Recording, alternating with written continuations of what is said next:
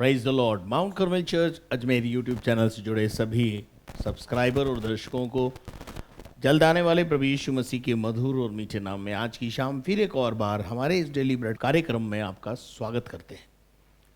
आशा करते हैं आप अच्छे होंगे। दिन भर प्रभु ने आपको संभाल के रखा, जय के उत्सव में लिए फिरा और ये समय है कि हम इस डेली ब्रेड कार्यक्रम को प्रारंभ करेंगे। आइए प्रार्थना करें। प्रार्थना में अपने स्वरों को झुकाएं। जीवित और महान परमेश्वर, हम बड़ी नम्रता और दीनता के साथ तेरे चरणों में आते हैं, तुझे अब्बा पिता कहकर पुकारते हैं। खुदावन तेरा धन्यवाद करते हैं कि तूने हमको ये सुनहरा अवसर दिया। हम मिट नहीं गए, ये तेरी महाकरुणा का फल है। और प्रभु अरे खुदावन तो हमारे आंखों को आंसुओं से, हमारे पाँवों को ठोकर खाने से बचाता है। और विशेष तौर से इस महामारी के दौरान कोरोना के प्रभाव से आपने हमें सुरक्षित रखा है। प्यारे खुदावन, हम दुआ करते हैं प्रभु कि तू हमको आगे भी संभाल। प्यारे खुदावन, हर एक हारी बीमारी दुख तकलीफ में जितने लोग पड़े हुए हैं उनकी सब की दिव्य चंगाई की घोषणा करते हैं। और प्रभु हम घटें और आप बढ़ें, यही बस जीवन की इच्छा अभिलाषा है। इस सभा के शुरू से अंत तक आपकी अगुवाई चाहते हैं, यीशु मसीह के नाम से आमीन। Praise the Lord. ये समय होगा हमारे लिए कि हम कुछ देर परमेश्वर की आराधना करेंगे और प्रभु के दास पास्टर एनोश और उनकी टीम हमारे साथ है। हम मिलकर प्रभु की आराधना करें।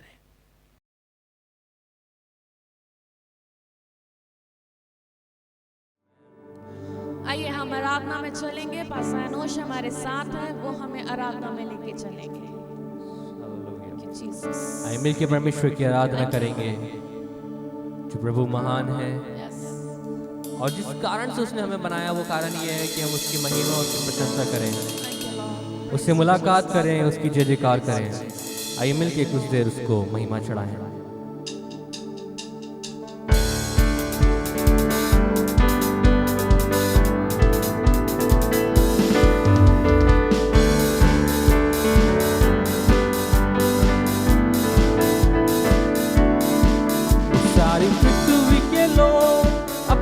यहोवा का जय जयकार करें। सारी पृथ्वी के लोग अपने यहोवा का जय जयकार करें। आओ सब मिलके हम इबादत करें, उसकी जय जयकार करें। वो आनंद से चले हम इबादत करें, उसकी जय जयकार करें। सारी पृथ्वी के लोग अपने यहोवा का जय जयकार करें। सारी पृथ्वी के लोग अपने यहोवा का जय जयकार करें।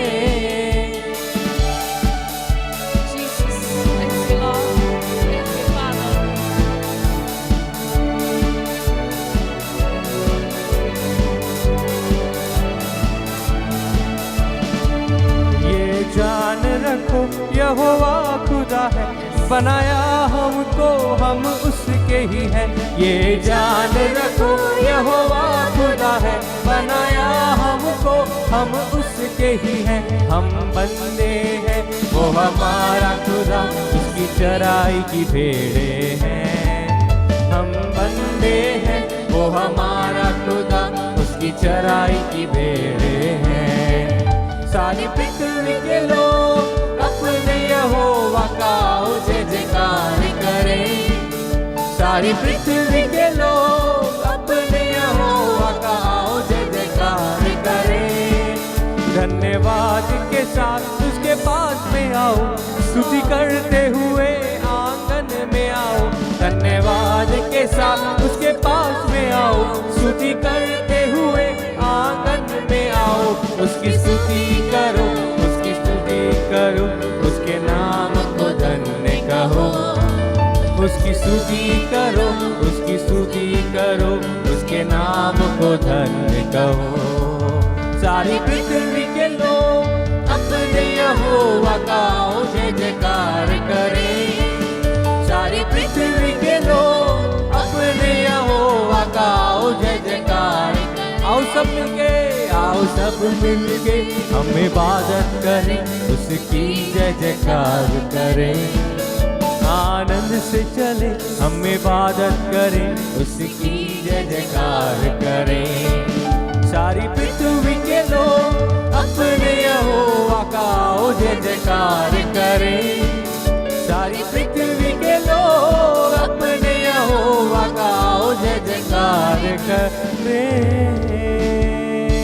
हालेलुया। Praise the Lord. अपने यहोवा का जय जयकार करें Thank you, Master. और कि वो भला है, उसकी करुणा सदा की है, पीढ़ी से पीढ़ी तक हमारे लिए धाम है। उसका वायदा केवल अभी के लिए नहीं मेरे प्रियो, लेकिन हमारी पीढ़ियों के लिए भी उसने वायदा करा है। Thank you, उसकी वफादारी पीढ़ी से पीढ़ी तक बनी रहती है। Thank you, Lord. Thank you, Lord. Thank you, Lord. Praise you, Jesus.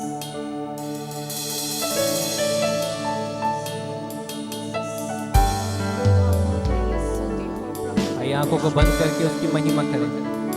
Thank you, तेरे Lord. पास Yes. आता हूँ Yes, Lord. यीशु, Yes, Jesus. तेरे पास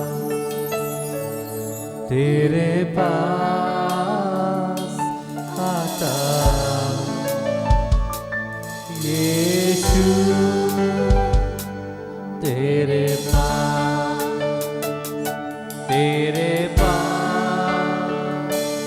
आता हूँ यीशु राजा, यीशु तेरे पास आता हूँ यीशु, तेरे पास हर पल मेरी हर सांस तेरी स्तुति करती रहे। हर दिन मेरी हर बात तेरी महिमा गाती रहे। हर पल मेरी हर सांस तेरी स्तुति करती रहे। हाँ, हर दिन मेरी हर बात तेरी महिमा गाती रहे। तेरे पास आता हूँ यीशु, तेरे पास आता हूँ यीशु, तेरे पास राह हक अनंत जीवन यीशु मसीह तू ही तो है। तेरे सिवा जाऊं कहाँ, मेरी आशा तू ही तो है। राह हक अनंत जीवन यीशु मसीह तू ही तो है। तेरे सिवा जाऊंगा मेरी आशा तू ही तो है। यीशुआ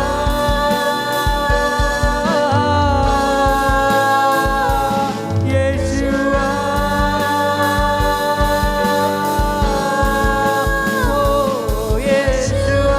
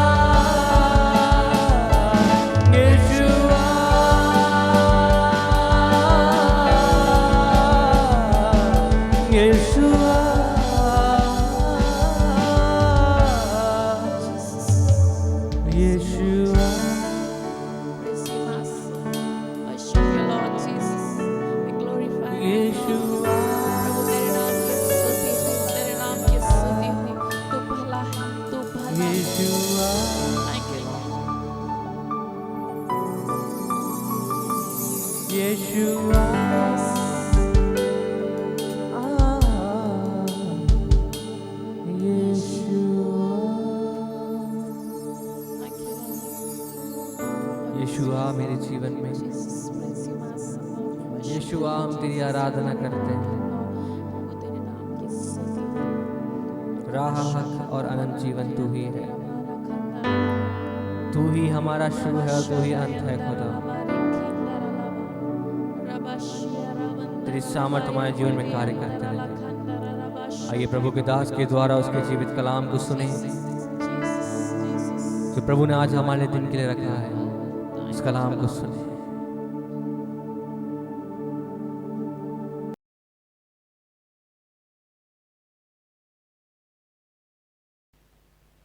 हालेलुया। धन्यवाद प्रभु को कि एक अच्छी आराधना हम परमेश्वर को चढ़ा पाए। सो प्रभु को धन्यवाद। और अब समय है कि हम परमेश्वर के वचन की ओर जाएंगे। और जैसा आप सबको विदित है कि हम पिछले कई समय से मत्ती रचित सुसमाचार को अलग अलग भाग में बांटकर प्रतिदिन कुछ न कुछ उसमें से सीख रहे हैं।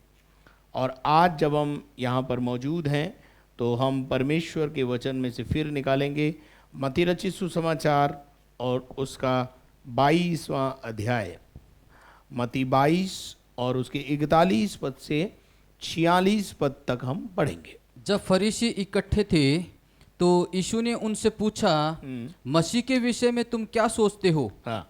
वह किसका पुत्र है? उन्होंने उससे कहा, दाऊद का। उसने उनसे पूछा, तो दाऊद आत्मा में होकर उसे प्रभु क्यों कहता है? प्रभु ने मेरे प्रभु से कहा, मेरे दाहिने बैठ, जब तक कि मैं तेरे बैरियों को तेरे पाँवों के नीचे न कर दूं। भला जब दाऊद उसे प्रभु कहता है तो वह उसका पुत्र कैसे ठहरा? इसके उत्तर में कोई भी एक बात न कह सका। उस दिन से किसी को फिर उससे कुछ पूछने का साहस न हुआ। Praise the Lord. प्रभु को धन्यवाद। एक बड़ी विचित्र बातों को इन दिनों में हम देख रहे हैं कि पिछले दिनों में मैंने बताया था आपको कि फरीसी, उस ज़माने के व्यवस्थापक, उस ज़माने के शास्त्री, उस ज़माने के महायाजक और सदूकी, फरीसी और उनके जो धर्म गुरु थे वो यीशु के पास बार बार आते थे और यीशु से कुछ सवाल करते थे। सीखने का उद्देश्य नहीं था पर मन में खोट था। आज भी बहुत सारे लोगों को सीखने का उद्देश्य नहीं होता परंतु वो हम लोगों को बातों में फंसा देना चाहते हैं और पकड़ना चाहते हैं। यीशु मसीह के समय में भी यही था। और जब उनका बश नहीं चलता था तो वो खिसियाते थे। और 41 पद में हम देखते हैं कि जब फरीसी इकट्ठे थे, यानी कुछ धर्मगुरु उस ज़माने के इकट्ठे थे। अब ये देखेंगे हम, पिछले दिनों में हमने देखा था कि ये फरीसी और सदूकी एक प्लेटफॉर्म पे आ चुके हैं।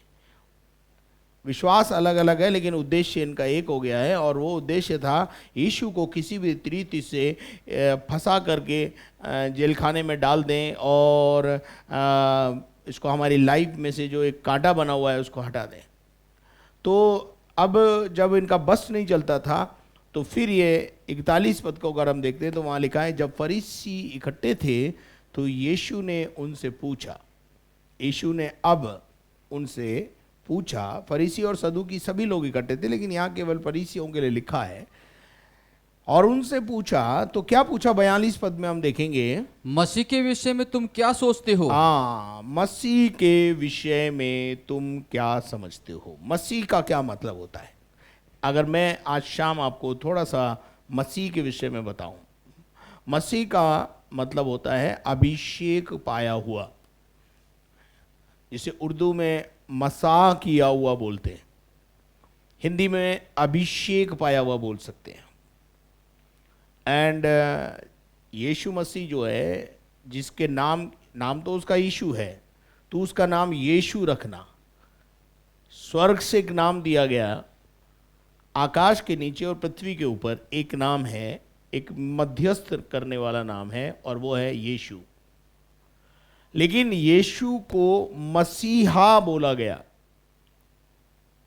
तो यीशु मसीह ने यहां जब पूछ रहा है कि तुम मसीह के बारे में क्या समझते हो, तो ये यीशु मसीह अपने लिए बोल रहा है। और ये जो मसीहा जो टाइटल है वो उस जमाने के लोगों ने यीशु मसीह को दे दिया है। तो आज शाम हम देखते हैं कि ये जो मसीह शब्द है मैं उस पर थोड़ा सा प्रकाश आपको डालना चाहता हूँ। नाम तो उसका यीशु था, लेकिन यीशु के आगे यीशु मसीह ही लग गया। मसीहा का मतलब होता है कि अभिषेक पाया हुआ। उर्दू में उसको बोलते हैं मसा किया हुआ। मसा किया हुआ मसीह जो होता है, मसीहा जो होता है, वो एक तरीके से उसे बोला जाता है जो हमको बचाने वाला होता है। जैसे हम बोलते हैं अक्सर, तुम हमारे लाइफ में मसीहा बनकर आए, यानी छुड़ाने वाला बनकर आए। हम संकट में थे, अगर तुम नहीं आते तो हम फंस जाते, मर जाते, ऐसा हम बोलते हैं। और अगर आप मसीह बनकर हमारे जीवन में आए या मसीहा बनकर हमारे जीवन में आए, यानी इसका अर्थ है आप बचाने वाला बनकर हमारे बीच में आए। तो यीशु मसीह ने इनसे पूछा कि मेरे विषय में तुम क्या समझते हो, मुझे क्या समझते हो तुम। और उसने अगला जो सवाल किया, 2 सवाल हैं यहां पर, वे किसकी संतान है। उन्होंने उससे बहुत सोच समझकर उत्तर दिया कि तू दाऊद की संतान है। किसकी संतान है? दाऊद की संतान। अब अगर वो देखिए, यीशु मसीह को उस जमाने में लोग अपना मसीहा मानने लगे थे, अपना छुड़ाने वाला, अपना बचाने वाला मान लगे थे। अब यहाँ अगर यीशु मसीह ने उनसे जब सवाल किया, और आपको पता है कि वो तिमई का पुत्र बरतुलमई जोर जोर से चिल्ला कर क्या कह रहा है, हे दाऊद की संतान हम पर दया कर। तो दाऊद की संतान हम पर दया कर, इसका क्या मतलब है? दाऊद एक वंश से, यानी दाऊद के वंश से, यानी यिशै का पुत्र दाऊद था, और दाऊद के वंश से यीशु मसीह पैदा हुए। अगर आप मत्ती रचित सुसमाचार उसका पहला अध्याय और उसकी पहली पद को देखेंगे तो आपको समझ में आएगा। अब्राहम की संतान, अब्राहम की संतान, दाऊद की संतान, दाऊद की संतान, यीशु मसीह की वंशावली। हाँ देखिए, दाऊद की संतान अर्थात यीशु मसीह की वंशावली। यीशु जो मसीहा कहलाया उसकी वंशावली ये है। अगर आप इस पूरी अध्याय का अध्ययन करेंगे तो आपको पता चलेगा कि वो यीशु जो है वो दाऊद के वंश से उत्पन्न हुआ है ना। वहाँ अगर आप देखेंगे तो पहले अध्याय में 42 पीढ़ियों का जिक्र भी आपको मिल जाएगा। अब बात यह है कि यीशु ने उनसे पूछा कि मेरे विषय में तुम क्या समझते हो। तो उन्होंने कहा तू दाऊद की संतान है, तू दाऊद के वंश का है। मेरे अजीजों, मत्ती रचित सुसमाचार उस 12 अध्याय और उसके 23 पद को हम पढ़े। इस पर सब लोग चकित होकर कहने लगे, इस पर सब लोग चकित होकर कहने लगे, ये क्या दाऊद की संतान है? क्या ये दाऊद की संतान का है? मेरे अजीजों, यीशु मसीह जो आश्चर्य कर्म करता था, यीशु मसीह जो लोगों की भलाई में अपना जीवन व्यतीत करता था, ये सब बातें पुराने नबियों के द्वारा, भविष्यद्वक्ताओं के द्वारा दाऊद के वंश के विषय में और यीशु मसीह के विषय में भविष्यवाणियां पहले से ही कर दी गई थी। इसलिए जब यीशु मसीह ये करता था तो लोग अपने आप ही ये समझ जाते थे कि ये जो काम हो रहे हैं, ये यदि परमेश्वर इसके साथ ना हो तो कर नहीं सकता। और जिसके विषय में भविष्यवाणी की गई है, दाऊद के संतान का है, दाऊद के वंश का है, यूं समझ लीजिए आप, तो आपको समझ में आ जाएगा। मत्ती 15 और उसका 22। उस प्रदेश में एक कनानी स्त्री निकली और चिल्लाकर कहने लगी, हे प्रभु, हे प्रभु, दाऊद की संतान। देखिए यहां पर जब कई, एक जगह नहीं, कई जगह कई लोगों ने यीशु मसीह को अपना प्रभु बोलकर और दाऊद की संतान बोलकर संबोधित किया। यीशु मसीह दाऊद के वंश का है। अगर आप पढ़ेंगे तो आपको मालूम पड़ेगा। तो यहां एक कनानी औरत है। कनानी का मतलब है गैर यहूदी औरत है। यहूदी तो यीशु मसीह को प्रभु और दाऊद का संतान बोलते ही थे, लेकिन गैर कौम के जो लोग थे वो भी उसको इसी नाम से पुकारने लगे, दाऊद की संतान मुझ पर क्या कर, दया कर, और मेरी बेटी जो है वो दुष्ट आत्मा से सताई जा रही है, और तू उसे क्या कर दे, चंगा कर दे। मत्ती 21:9। जो भीड़ आगे आगे जाती, जो भीड़ यीशु के आगे आगे जाती थी और पीछे पीछे चली आती थी, यानी यीशु मसीह चारों तरफ से भीड़ से घिरा हुआ था, और पुकार पुकार कर कहती थी, वो पुकार पुकार कर पूरे यरूशलेम में एक गूंज थी। क्या गूंज थी? दाऊद के संतान को दाऊद होशन्ना। की संतान को होशन्ना, यानी वो यीशु को दाऊद की संतान के रूप में स्वीकार करते थे, दाऊद के वंश के रूप में स्वीकार करते थे। क्या आप मेरे साथ हैं? क्या आपको ये बातें समझ में आ रही हैं जो हम इन दिनों में समझ रहे हैं और सीख रहे हैं? कि देखेंगे हम इसका मत्ती का 1 अध्याय और उसके 16 पद को पढ़ें। याकूब से यूसुफ उत्पन्न हुआ, हाँ जो मरियम का पति था, हाँ, और मरियम से यीशु जो मसीह कहलाता है। ये यहाँ लिखा है मरियम का पति था। कौन? यूसुफ। और मरियम से यीशु जो मसीह कहलाता है, हाँ, उत्पन्न हुआ। यानी अगर हम इस पूरी पहले अध्याय को अध्ययन करेंगे, हमें मालूम पड़ जाएगा कि ये जनरेशन टू जनरेशन हम अगर चलते हैं तो हमें मालूम पड़ता है। अगर आप 5 और 6 पद पढ़ें ब्रदर तो मालूम पड़ जाएगा आपको। सैलोम और राहाब से बोअज उत्पन्न हुआ, हाँ, बोअज और रूत से ओबेद उत्पन्न हुआ, और ओबेद से ईशे उत्पन्न हुआ, ओबेद से यिशै उत्पन्न हुआ, और यिशै से दाऊद राजा उत्पन्न हुआ। और उसके बाद अगर अपन देखें 7वें पद में लिखा है दाऊद से सुलेमान, और उसके बाद धीरे धीरे हम उनको और पढ़ते चले जाएंगे तो हमें मालूम पड़ेगा। और एंड में 16 आयत में, और याकूब से यूसुफ उत्पन्न हुआ जो मरियम का पति था, और उस मरियम से यीशु उत्पन्न हुआ। यानी किसके वंशज कहलाया? यानी वो कहलाया दाऊद का वंशज। और एक जगह नहीं, पुकार पुकार कर लोग यीशु को दाऊद का वंश कहते थे। चलिए आगे पढ़ेंगे मरकुस का 10 अध्याय उसका 48 पद। मैं आपको वो हवाले दे रहा हूं जहां लोग यीशु ने उनसे कहा, यीशु को मसीहा और दाऊद की संतान कह करके संबोधित करते थे। यीशु ने उनको डांटा, बहुतों ने उसे डांटा कि चुप रहे, कि वो चुप रहे। पर वह और भी पुकारने लगा। कौन है ये?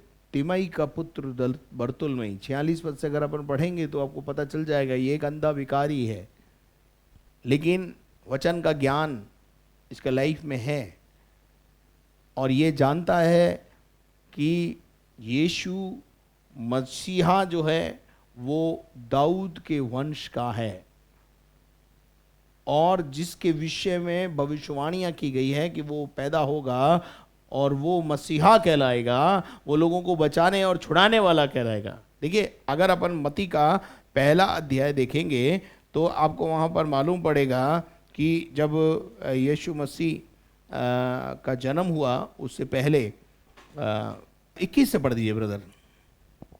वह पुत्र जनेगी, हाँ, और तू उसका नाम यीशु रखना, तू उसका नाम यीशु रखना, क्योंकि वह अपने लोगों का, हाँ, उनके पापों से उद्धार करेगा। हाँ, तो नाम तो क्या है? यीशु। काम क्या है? मसीहा बनेगा, छुड़ाने वाला बनेगा, उद्धार देने वाला बनेगा। इसलिए इस दोनों नामों को एक नाम दे दिया, और वो नाम है यीशु मसीह। आशा करता हूं आपको समझ में आया होगा। यीशु, उसका नाम यीशु रखना, क्योंकि उसका काम क्या होगा? वो पापों से लोगों को उद्धार दिलाएगा, बंधुओं को छुड़ाएगा।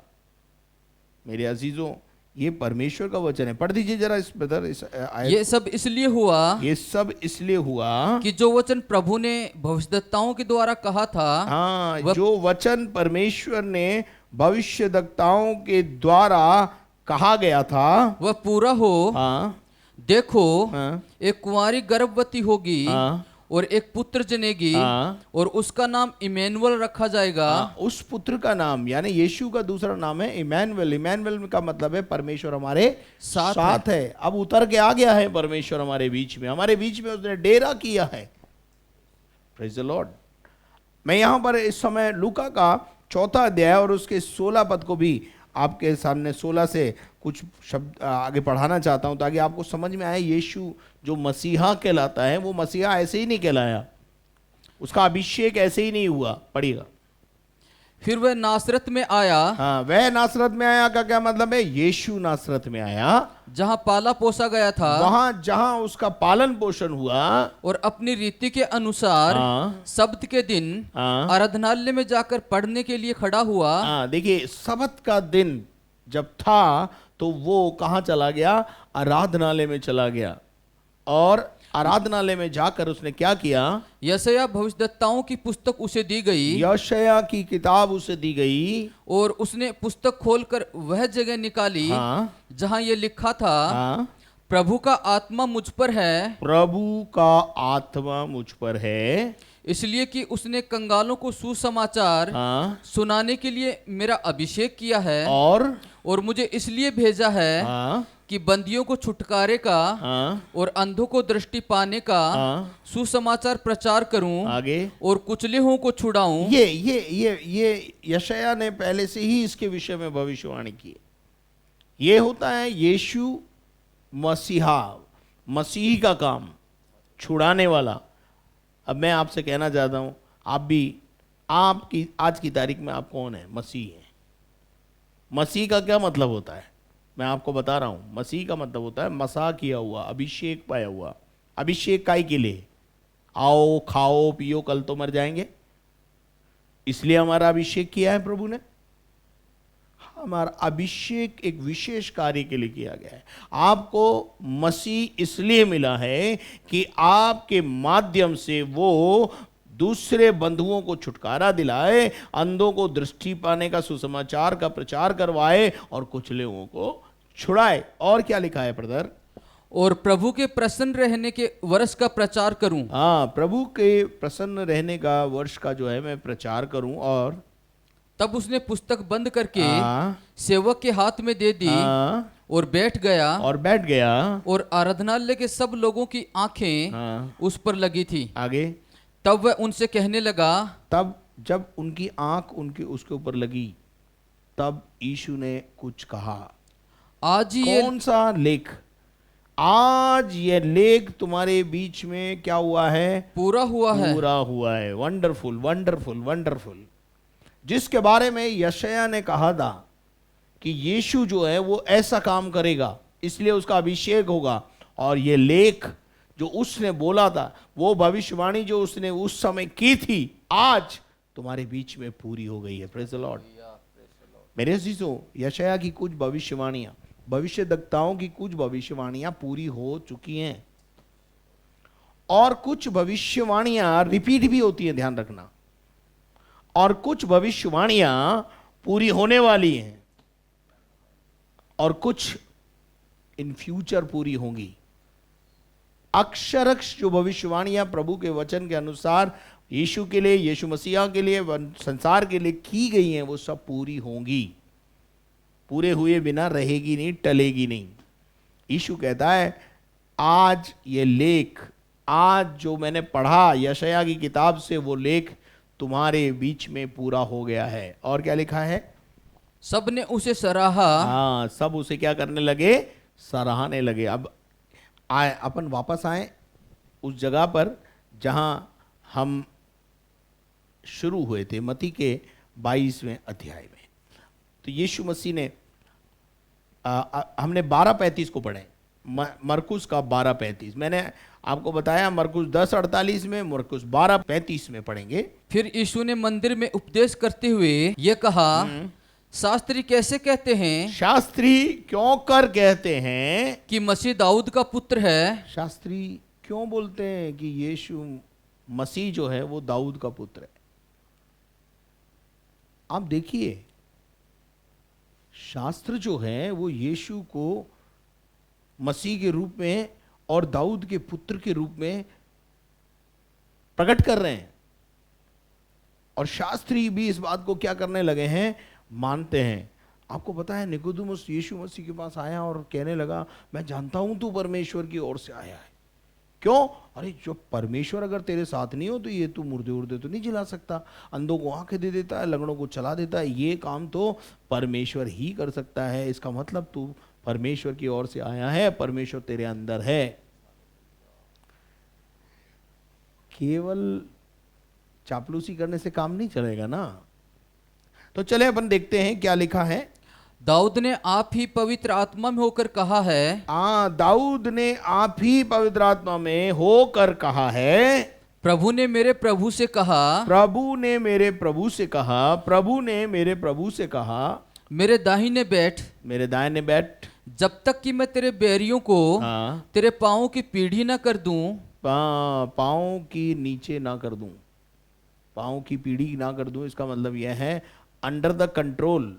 सारे दुनिया के जितने शत्रु हैं वो सब तेरे अंडर द कंट्रोल चले जाएं। दाऊद ने आप ही पवित्र आत्मा में होकर कहा कि हे प्रभु, प्रभु ने मेरे प्रभु से कहा, मेरे दाहिने बैठ, जब तक कि मैं तेरे बैरियों को तेरे पांवों की पीढ़ी ना कर दूं। इसका मतलब क्या है? बैरियों को प्रभु हमारे पांव के तले लाएगा, ठीक है।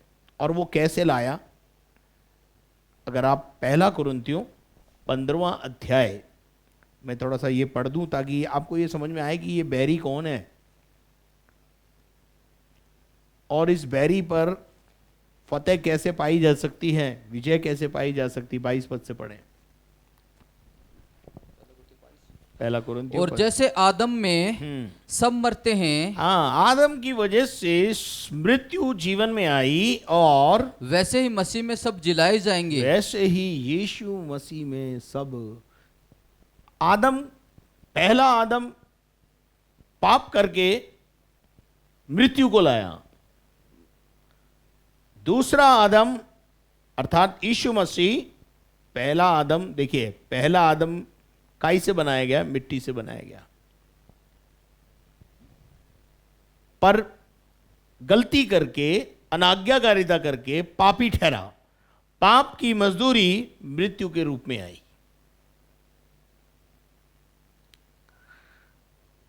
अब दूसरा आदम अर्थात यीशु मसीह, जो पवित्रात्मा की सामर्थ्य से, बाकी सब जो उत्पन्न हुए, वो एक यूनिवर्सल जो ट्रुथ है या एक सच्चाई है यूनिवर्सल, उसके अंतर्गत उत्पन्न हुए। ये सृष्टि में जितने पैदा हुए, पहला आदम परमेश्वर ने अपने हाथ से बनाया, और दूसरा आदम अर्थात यीशु मसीह परमेश्वर का पुत्र कहलाया, और वो पवित्र आत्मा की सामर्थ्य से पैदा हुआ। बाकी सब माँ बाप के मिलन से पैदा होते हैं। अब हम देखते हैं कि जब यीशु मसीह, पहले आदम के द्वारा मृत्यु आई, वैसे ही मसीह में सब जिलाए जाएंगे, यानी जीवन आया। यीशु मसीह मृत्यु नहीं लाया, पर मृत्यु पर जय लाया। क्या आप मेरे साथ हैं? क्या आप मेरी बात को समझ रहे हैं? यह गहरा विषय है जो शायद आसानी से सबको समझ में नहीं आएगा, लेकिन फिर भी मैं समझाने की कोशिश करूंगा। और लिखा है, पढ़िए आगे, पढ़िए क्या लिखा है 23। परंतु हर एक अपनी अपनी बारी से, परंतु हर एक की अपनी अपनी बारी से पहला फल मसीह, और फिर मसीह के आने पर उसके लोग। देखिए, मृत्यु को पर जय पाने वाला पहला फल, पहला व्यक्ति है यीशु मसीह। मृत्यु पर जय पाने वाला पहला जो फल है या पहला जो व्यक्ति है वो है यीशु मसीह। अगर यीशु मसीह जी उठा तो मसीह के आने पर उसके लोग भी जी उठेंगे। जो यीशु मसीह पर विश्वास करता है, अव्वल तो वो मरता ही नहीं है, उसके पास अनंत जीवन है। इसीलिए मैं बोलता हूं क्रिश्चियन नेवर डाई। मसीह कभी मरते नहीं है, मसीह सो जाते हैं। और जो सोया हुआ है उसे एक दिन जगाया जा सकता है, और नरसिंगा फूका जाएगा और हम सब जगाए जाएंगे, हम सब जिलाए जाएंगे।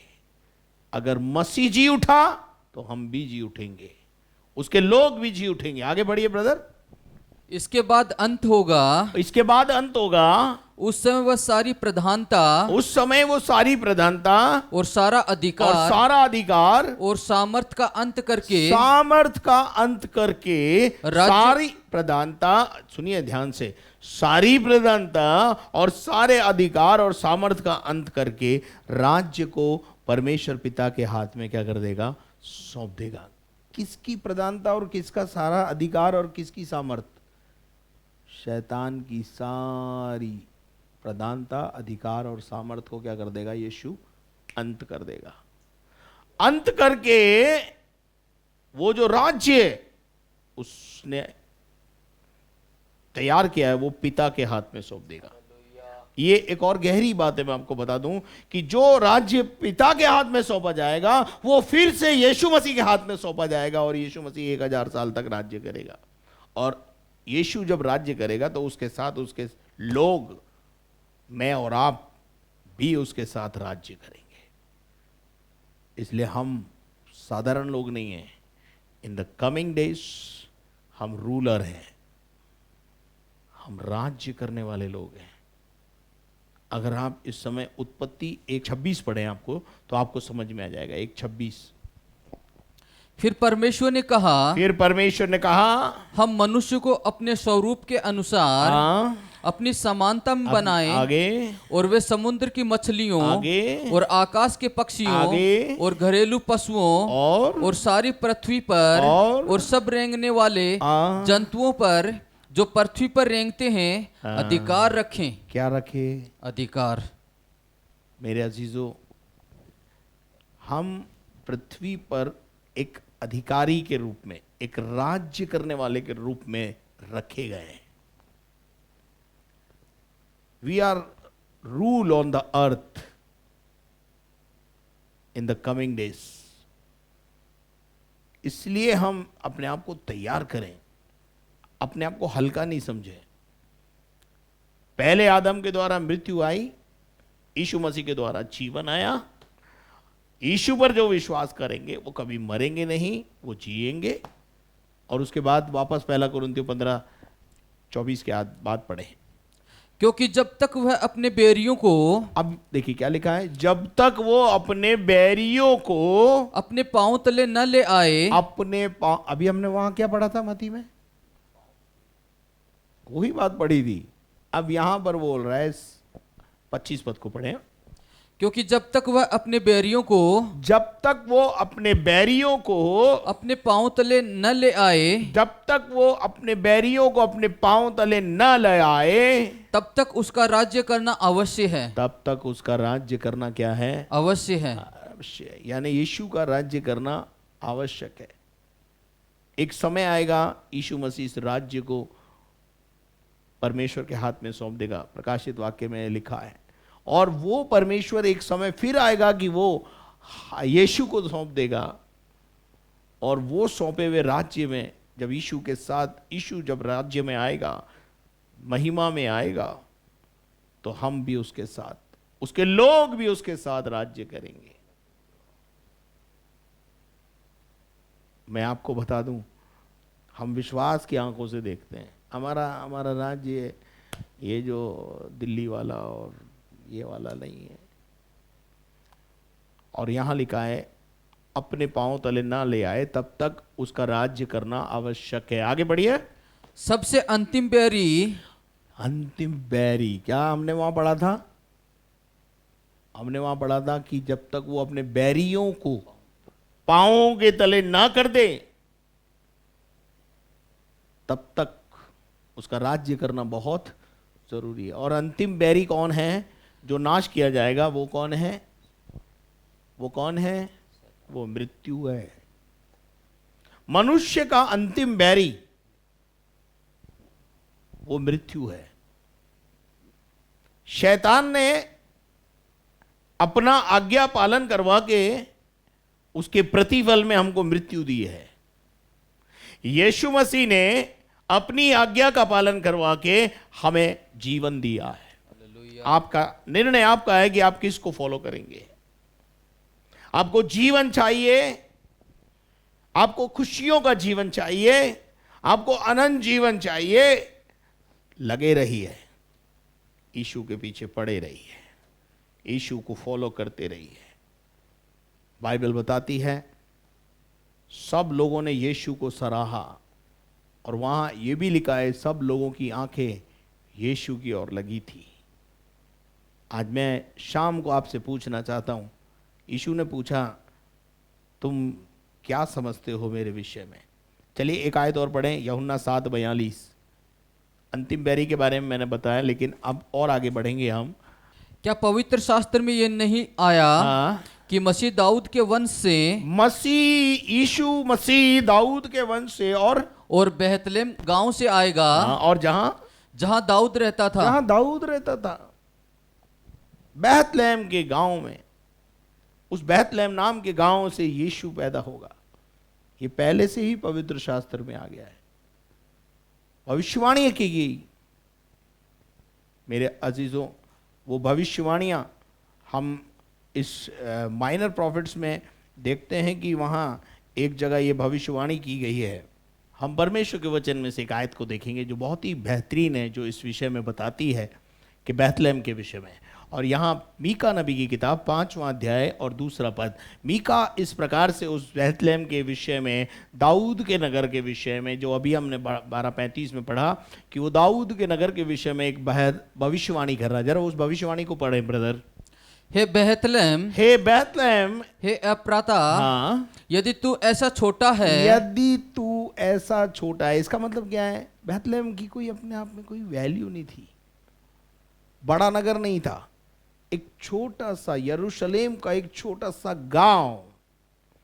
यदि तू ऐसा छोटा है कि यहूदा के हजारों में गिना नहीं जाता। यहूदा के गोत्रों की और गांवों की अगर गिनती की जाए तो तेरा नाम तो उसमें कहीं हजारों में भी नहीं आता। इतना छोटा है कौन? बेथलेहम। लेकिन छोटे को बड़ा कैसे करता है प्रभु? देखिए, तो भी तुझमें से मेरे लिए एक पुरुष निकलेगा। कहां से निकलेगा? तुझमें से, यानी बेथलेहम से एक पुरुष निकलेगा जो इजराइलियों में प्रभुता करने वाला होगा। कौन? इजराइलियों में प्रभुता करने वाला होगा। और उसका निकलना प्राचीन काल से। उसका निकलना कहां से है? प्राचीन काल से। कहां? प्राचीन काल का क्या मतलब है मालूम है? इन द बिगिनिंग, उत्पत्ति की किताब में ही परमेश्वर की योजना में यीशु का इस दुनिया में आना विचार में था। यीशु को मसीहा करके भेजना ये उसने तय कर लिया था। कब? जब उसने पाप को जब इस धरती पर आते हुए देखा, पाप को, अनाज्ञाकारिता को देखा, तो स्त्री से उसने कहा, स्त्री का वंश, स्त्री का वंश उसको डसेगा, उसको कुचलेगा। किसको? शैतान को। और यहां हम देखते हैं कि उस छोटे बेथलेहम से एक पुरुष निकलेगा। वो बेथलेहम है। यीशु मसीह का जन्म बेथलेहम में हुआ, यहूदा के गोत्र में। और उसने काई के लिए जन्म लिया? इजराइलियों में प्रभुता करने वाला कहलाएगा। ठीक है। अब वो जो इजराइल देश है उसने अभी तक भी यीशु को अपना प्रभु नहीं माना है। लेकिन जब वो अपनों के बीच में गया, अपनों ने उसे स्वीकार नहीं किया, तो मृत्यु के बाद, यीशु के जी उठने के बाद वो अनुग्रह हम पर भी हो गया कि हम भी, और मैं आपको बता देना चाहता हूं, हम इजराइली हैं। इजराइली कौन है मालूम है? जिसका मन शुद्ध है। इजराइली का मतलब होता है जिसका मन शुद्ध है। अगर आपका मन शुद्ध है तो आप पहले भारतीय हैं और उसके बाद इजराइली भी हैं। Praise the Lord. हम कोई भारत से बगावत नहीं कर रहे कि हम इजराइली हैं। हम इजराइली हैं, इसका मतलब यह है कि we lead a holy life. हम एक पवित्र जीवन जीते हैं, एक शुद्ध मन रखने वाले लोग हैं। और जो शुद्ध मन रखने वाला वो सच्चा इजराइली है। और अगर आप सच्चा इजरायली हो तो आप पर यीशु राज्य करेगा, करता है, करता रहेगा। अनादि काल से यानी प्राचीन काल से होता आया है, यानी यीशु मसीह बिगिनिंग से। हर किताब में आपको यीशु मसीह मिल जाएगा। चलिए और आगे बढ़ते हैं और हम और आगे जाते हैं, क्योंकि समय अब हमें इजाज़त नहीं दे रहा कि हम और ज़्यादा इसके अंदर गहरे में जाएं। लेकिन चलिए 2-3 आयतें और हैं। रोमियो की पत्री 1 अध्याय 3 पद जल्दी से पढ़ें। रोमियो 1:3। अपने पुत्र हमारे प्रभु यीशु मसीह के विषय में हाँ, प्रतिज्ञा की थी। हमारे अपने पुत्र हमारे प्रभु यीशु मसीह के विषय में परमेश्वर पौलुस के द्वारा लिखवा रहा है कि प्रतिज्ञा की गई थी कि जो शरीर के भाव से तो दाऊद के वंश से उत्पन्न हुआ। कहां से उत्पन्न हुआ? दाऊद के वंश से। हाँ, और पवित्र आत्मा के भाव से, आत्मा की भाव से, मरे हुओं में से जी उठने के कारण, मरे हुओं में से जी उठने के कारण, सामर्थ के साथ परमेश्वर का पुत्र ठहरा है। परमेश्वर का पुत्र ठहरा। Praise the Lord. अब हम देखते हैं रेवलेशन 5:5, प्रकाशित वाक्य 5:5। ये हवाले आपको देना बहुत जरूरी था। इस पर उन प्राचीनों में से हाँ, एक ने मुझसे कहा, मत रो, देख यहूदा के गोत्र का, यहूदा के गोत्र का। यीशु मसीह किस गोत्र का है? यहूदा के गोत्र का है। और वह सिंह जो दाऊद का मूल है, वो सिंह जो दाऊद का मूल है, उस पुस्तक को खोलने और उसकी 7 मुहरें तोड़ने के लिए जयवंत हुआ है। Praise the Lord. दाऊद का मूल। लोगों ने, यीशु ने पूछा कि तू किसका है, कौन, मेरे विषय में तुम क्या समझते हो? लोगों ने कहा दाऊद का मूल, दाऊद का पुत्र। लोग क्या कहते हैं मेरे विषय में? दाऊद का मूल, दाऊद का पुत्र। मेरे अजीजों, एक दफे यीशु मसीह ने यही बात अपने चेलों से भी पूछी। मत्ती रचित सुसमाचार 16 अध्याय और उसके अगर हम 13 से। और यीशु कैसरिया फिलिप्पी के प्रदेश में आया। हाँ, और अपने चेलों से पूछने लगा। हाँ, देखिए यहां तो यीशु मसीह ने फरीसियों से पूछा था कि तुम मेरे विषय में क्या समझते हो। यहां यीशु मसीह ने चेलों से पूछा। क्या पूछा? चेलों से पूछने लगा, लोग मनुष्य के पुत्र को क्या कहते हैं? मेरे विषय में क्या लोग बोलते हैं? यीशु मसीह से ने अपने चेलों से पूछा तो क्या हुआ? उन्होंने कहा, यीशु को जवाब मिला, कुछ तो यूहन्ना बपतिस्मा देने वाला कहते हैं, यूहन्ना बपतिस्मा देने वाला बोलते हैं, कुछ तुझे एलिया कहते हैं, एलिया बोलते हैं, और कितने तुझे यर्मिया बोलते हैं, और कोई तुझे भविष्यद्वक्ता बोलता है। अच्छा, यीशु ने कहा ठीक है, लोग तो जो बोलते हैं वो बोलते हैं, तुम 12 क्या बोलते हो? उसने उनसे कहा, परंतु तुम मुझे क्या कहते हो? चलो लोग जो बोलते हैं बोलने दो लोगों को, लोगों की बात छोड़ो, तुम मेरे विषय में क्या समझते हो? शमौन पतरस का उत्तर आया। शमौन पतरस ने उत्तर दिया, तू जीवते परमेश्वर का पुत्र मसीह है। तू जीवते परमेश्वर का पुत्र अभिषेक पाया हुआ है, मसीह है, छुड़ाने वाला है। Are you with me? क्या आप मेरे साथ हैं? मेरे अजीजों, आज शाम 2 तीमुथियुस 2 अध्याय उसके 8 पद को पढ़ें। 2 तीमुथियुस 2 अध्याय 8 पद। आज शाम मैं भी आपसे पूछना चाहता हूं, यीशु मसीह को स्मरण रख, यीशु मसीह को याद रख, जो दाऊद के वंश से हुआ। कहां से हुआ? दाऊद के वंश से हुआ, और मरे हुओं में से जी भी उठा है, और यह मेरे सुसमाचार के अनुसार है। हालेलुया। आपको यह मानना पड़ेगा कि यीशु मसीह दाऊद के वंश से और परमेश्वर का पुत्र है। मेरे अजीजों, कुछ लोग यीशु मसीह को मरियम का बेटा नहीं मानते, यूसुफ का बेटा नहीं मानते, पता नहीं क्या क्या बोलते हैं, और हम बोलते हैं परमेश्वर का पुत्र है, तो परमेश्वर का पुत्र भी स्वीकार नहीं करते। देखिए, बाइबल के अंदर परमेश्वर का वचन कहता है, 1 यूहन्ना 5वां अध्याय 5 पद में लिखा हुआ है, संसार पर जय पाने वाला कौन है? आपको अगर संसार पर जय पाना है तो केवल ये विश्वास है, केवल वह जिसका ये विश्वास है कि यीशु परमेश्वर का पुत्र है। परमेश्वर का पुत्र है, दाऊद की संतान है, दाऊद का वंश का है, परमेश्वर का पुत्र है। आपको मानना पड़ेगा ये बात। अब हम देखते हैं यहां पर 43 पद को पढ़ें वापस, मत्ती के 22 का 43-44 पढ़ दें। मसीह के विषय में तुम क्या सोचते हो? मसीह के विषय में तुम क्या समझते हो? और वह किसका पुत्र है? आगे उन्होंने उससे कहा, दाऊद का। उसने उनसे पूछा, तो दाऊद आत्मा में होकर उसे प्रभु क्यों कहता है? हाँ, दाऊद उसे अपना प्रभु क्यों बोलता है? जब दाऊद का बेटा है वो, तो दाऊद क्यों बोलता है? मेरी अजीजों, मैं आपको बताना चाहता हूं, मरियम भी यीशु को अपना प्रभु मानती थी। उसको स्वीकार करना पड़ा मरियम को कि ये यीशु सचमुच में परमेश्वर का पुत्र है। आपको पता है, जब यीशु मसीह क्रूस से कलवरी पर था, जो महायाजक उसकी मजाक उड़ा रहे थे, जब सृष्टि हिल गई, ध्यान से सुनना, सृष्टि हिल गई, सूरज थम गया, अंधेरा हो गया, आंधी आई, तूफान आया, महायाजक के मुंह से निकल गया, सचमुच ये खुदा का बेटा है, जिसके इस दर्द में सृष्टि हिल गई है। तो अपन देखते हैं, वहां लिखा है, तो वो प्रभु क्यों कहता है? आगे, प्रभु ने मेरे प्रभु से कहा, मेरे दाहिने बैठ, जब तक कि मैं तेरे बैरियों को तेरे पांवों के नीचे न कर दूं। प्रभु ने मेरे प्रभु से कहा और कि वो मेरे बैरियों को मैं पांवों के तले कर दूंगा। और भला जब दाऊद उसे प्रभु कहता है, दाऊद भी उसे क्या बोलता है? प्रभु कहता है। देखिए, शरीर के भाव से कभी कभी क्या होता है, अब रही बात ये, जैसे मेरी बात सुनिए, जैसे मैं मेरी माँ का बेटा हूं, मैं मेरी माँ का बेटा हूं, पर मैं मेरी माँ का पास्टर भी हूं।